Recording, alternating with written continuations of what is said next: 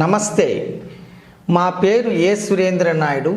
మేము వంశం పారంపర్యంగా అనేక దీర్ఘ రోగాలను నయం చేసినటువంటి అనుభవజ్ఞులం. ఈ విద్య తాతల ముత్తాతల కాలం నుంచి కూడా మాకు అనువంశంగానే సంప్రాప్తమైనది. దీనికి ఆధారాలుగా అనేక గ్రంథాలు పొందుపరిచిన మా వద్ద వచ్చిన వాళ్ళు మీరు వీక్షించేదానికి అవకాశం కూడా ఉంటుంది. ఈరోజు విషయానికి వస్తే మీరు శ్రద్ధగా పూర్తిగా వీడియో చూసినప్పుడే మీకు ఇది అర్థమవుతుంది. పూర్వజన్మ పాపకృత్యం రోగరూపేణ బాధ్యతం. యా వ్యాధి అయినా మీకు త్వరగా నయమవుతుందా లేదా, కొంతమందికి నయం అవుతుంది, కొంతమందికి అవ్వకపోవడానికి, నిదానం అవ్వడానికి కొన్ని కారణాలు ఉంటాయి. దానికే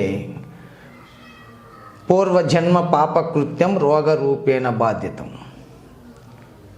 ప్రారార్థ కర్మ ఇతి జన్మ వ్యాధి రూపేణ ఔషధంబులు మంచిగా అనుభవించిన కానీ కర్మశీనంబైన కాకవేడవు.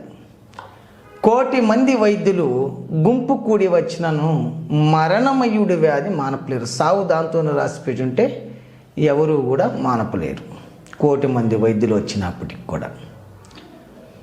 అయితే ఈరోజు యా వ్యాధి పైన మీకు వివరంగా తెలియజేయడం ముందుకు వచ్చానంటే పక్షవాతము, పక్షఘాతము అని రెండు వ్యాధులతో వస్తాయి. ఇది వాతకు సంబంధించినటువంటి వ్యాధి.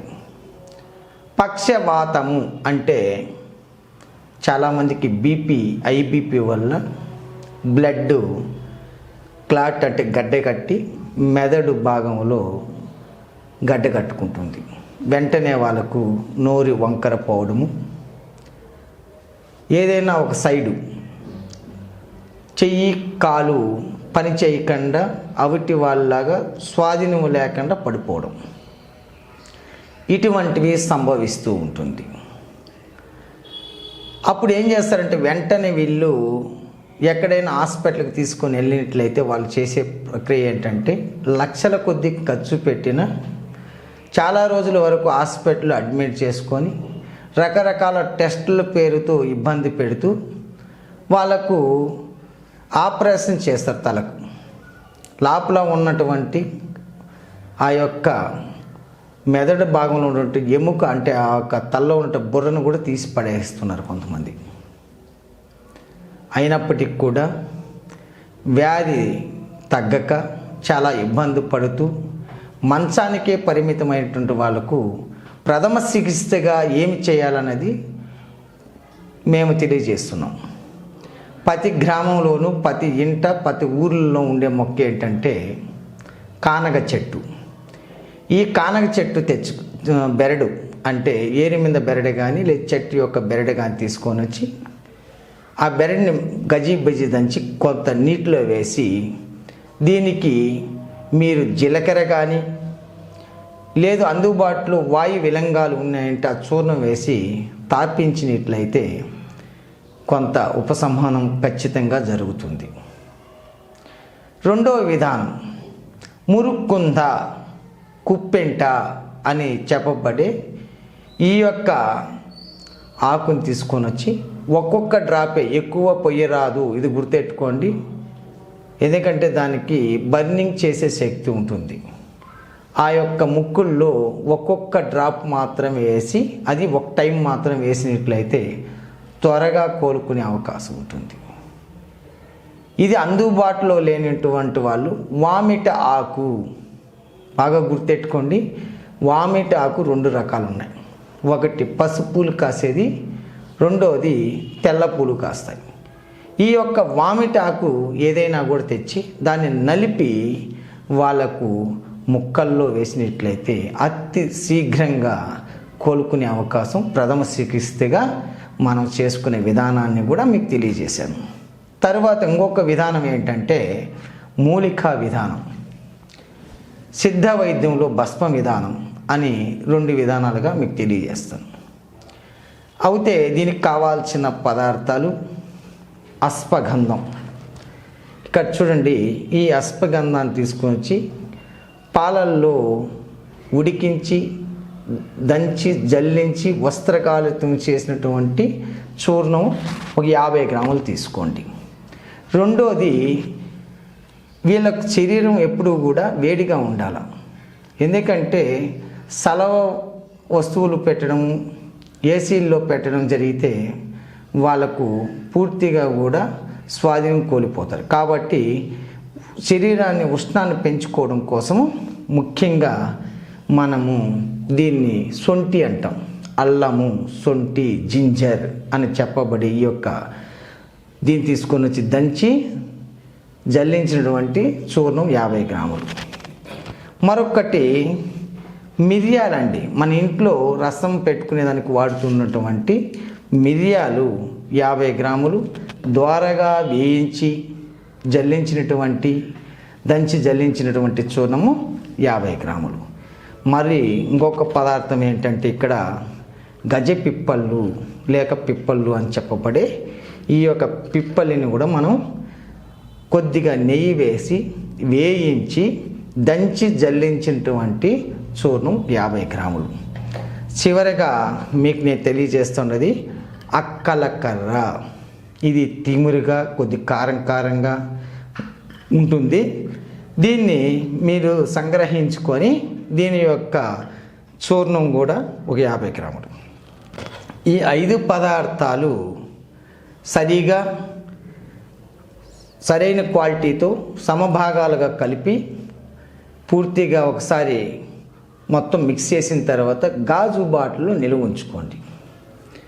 వీళ్ళు మేకప్ పాలల్లో కానీ లేక గోరువెచ్చని నీళ్ళలో కానీ ప్రతిరోజు కూడా సేవిస్తూ వచ్చారంటే చాలా అద్భుతమైనటువంటి రిజల్ట్ మీరే చూస్తారు.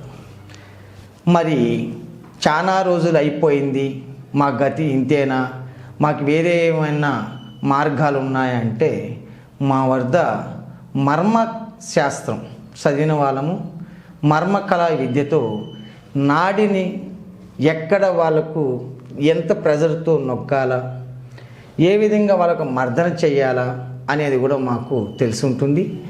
మరి ఈ యొక్క తైలం అన్నీ ఏ విధంగా తయారు చేసుకుంటాం అనేది కూడా చాలా మూలికలతో మేము ఆల్రెడీ ఇంతకు ముందుపు వీడియోలో కూడా మేము చూపించడం జరిగింది. దాన్ని కూడా ఒక సైడు మీకు స్క్రీన్ మీద ప్లే చేసి చూపిస్తాము. ఆ విధంగా మూలికలతో తయారు చేసినటువంటి ఈ అద్భుతమైనటువంటి పక్షవాతం తైలంగా మేము తయారు చేయడం జరిగింది. దీంతో పాటు మేము వాత గజాంశ కుశము, వాత విధ్వంసని, వాత రాక్షసము, యోగరాజు గుగ్గిళ్ళు, మహాయోగరాజు గుగ్గిళ్ళు ఇలా చెప్పుకుంటూ పోతే వాతకు సంబంధించినటువంటి విధానాలు మేము ఎన్నో ట్యాబ్లెట్ రూపంలో తయారు చేయడం జరిగింది. మరి ఇంతే కాకుండా ఇంగిలీక మైనపు గుటికెలు, సవీర మైనపు గుటికెలు, మరొకటి దీనికి భస్మాలు కూడా మనము జత చేసి వాడుకోవచ్చు. మీరు ఒక విజ్ఞానంతో విధానంతో ఆలోచించినట్లయితే మీకు ఖచ్చితంగా దీని యొక్క విషయం తెలుస్తుంది. లోహ భస్మము, సవీర లోహ భస్మం అని మేము తయారు చేయడం జరిగింది.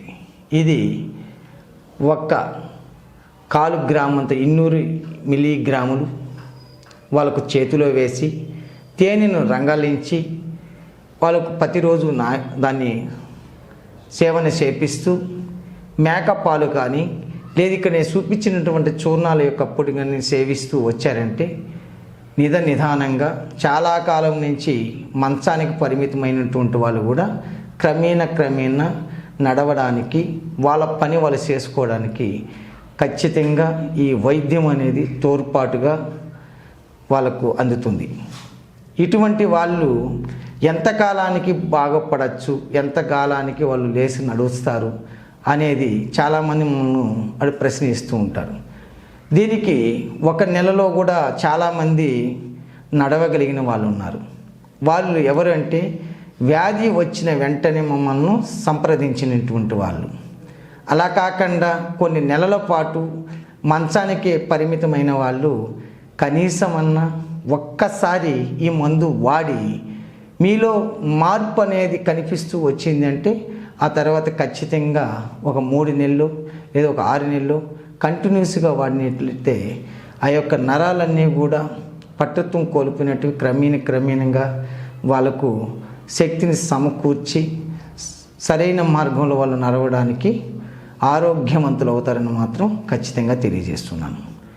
మరి చాలామంది హాస్పిటల్లో ఉన్నారండి, ఆల్రెడీ వాళ్ళకు ట్యూబుల్లో పోతున్నాయి, హాస్పిటల్లో మా వాళ్ళు అడ్మిట్ చేసాము, తలకు ఆపరేషన్ చేశారు, మేము ఈ మందులు వాడుతున్నాము, దాంతోపాటు మీ మందులు వాడచ్చునా అని అడిగే వాళ్ళకి నా యొక్క సమాధానం ఏంటంటే ముఖ్యంగా వీళ్ళు వాడచ్చునండి.